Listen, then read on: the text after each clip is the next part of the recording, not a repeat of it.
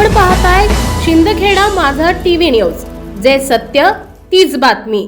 शरद पवार गटाचे आमदार रोहित पवारांनी मुंबईत पत्रकार परिषद घेतली। यावेळी त्यांनी अजित पवारांच्या कुटुंबियांशी संबंधावर स्पष्टच बोलले। तसेच राष्ट्रवादी काँग्रेसच्या विलीनीकरणावर रोहित पवारांनी ठाम भूमिका मांडली। पाहूया की त्यांच्याच मतदारसंघामध्ये हा भोंदूबाबा खरात होता, तरी सुद्धा दादा ज्या विचाराचे होते, पुरोगामी विचाराचे, कोकाटे हे त्या आश्रमामध्ये मतदारसंघामध्ये असून सुद्धा गेले नाहीत। त्यामुळे कोकाटेंना मानलं पाहिजे, विचार तरी जपले। ठीक आहे, दादांच्या बाजूनी नंतर कधी ते बोलले नाहीत, नाही ते लढले नाहीत, नाही ते लढत असतील आज, पण मग असे लोक इतर आमदार कुठे आहेत असा सुद्धा प्रश्न त्या ठिकाणी निर्माण होतो। पण आज काय सगळे फक्त एका खोलीमध्ये बोलतात, चर्चा करतात का उद्या जर ओपनली बोललं तर आम्हाला निधी नाही मिळाला तर आम्ही करायचं काय? त्यामुळे ही गोष्ट बरं नाही असं मला वाटतं। आणि काय काय लोक ते इतकी चुरूचुरू बोलतात। दादांवर जेव्हा एखादा विषय होत होता तेव्हा चुरूचुरू बोलत नव्हते, पण सुनील तटकरेंच्या बाबतीत जर झालं तर लगेच चुरूचुरू जर बोलत असतील तर मग त्यांची लॉयल्टी दादांच्या प्रती आहे का या आत्ताच्या या नेत्याच्या प्रती हे कळत नाही।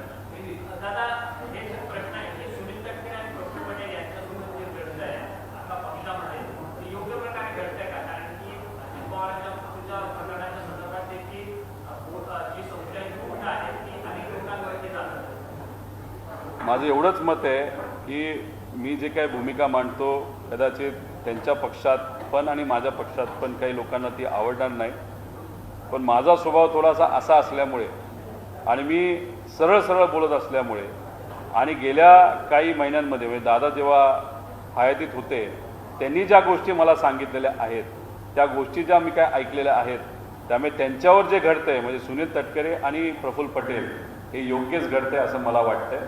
कारण का शेवटी राजकारणामध्ये भूमिका घेत असताना प्रामाणिकपणे भूमिका घेऊन विचारासाठी लढणं हे फार महत्त्वाचं आहे। पवार साहेबांना यांनी सोडलं आणि नंतर तसं बघितलं तर दादांना सुद्धा यांनी सोडलं होतं। मग अशा लोकांना जे कोणाचेच नाहीत ते थोडी लोकांचे आणि आज काकींचे त्या ठिकाणी राहणार आहेत, नाही तर सरकारचे राहणार आहेत। उद्या भाजपचे पतंग त्या हातामध्ये घेतील, वेळ आली तर ती पतंग सोडून देतील। असे भूमिका बदलणारे, विचाराचे पक्के नसणारे, ज्यांना फक्त अर्थकारण महत्त्वाचं आहे, अशा लोकांवर विश्वास ठेवून राजकारण येत्या काळामध्ये युवांच्या काळामध्ये अशा पद्धतीचं राजकारण हे करता येणार नाही।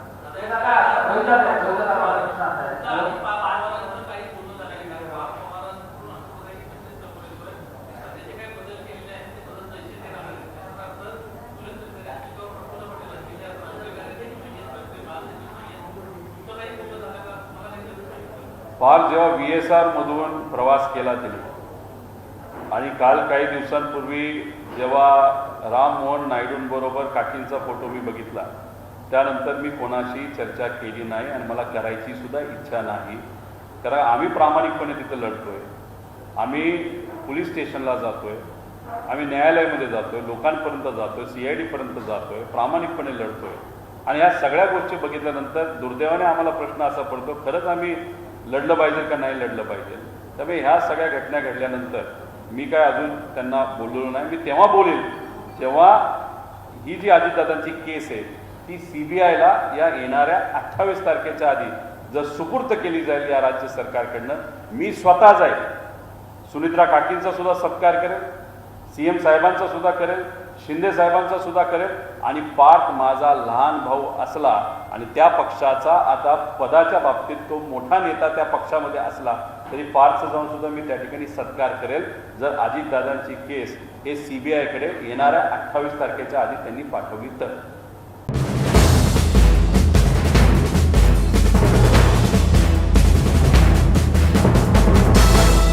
आपण पाहताय शिंदखेडा माझा टीव्ही न्यूज, जे सत्य तीच बातमी।